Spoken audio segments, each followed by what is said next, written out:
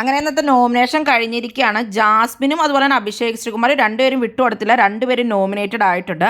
അതുപോലെ തന്നെ അർജുനും ജിൻഡോയും രണ്ടുപേരും നോമിനേറ്റഡ് ആയിട്ടുണ്ട്.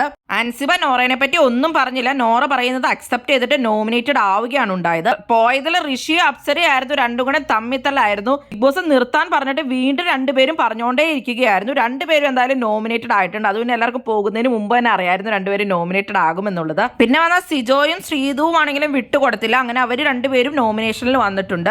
അങ്ങനെ ഇപ്പൊ 10 പേരുണ്ട് നോമിനേഷനിൽ.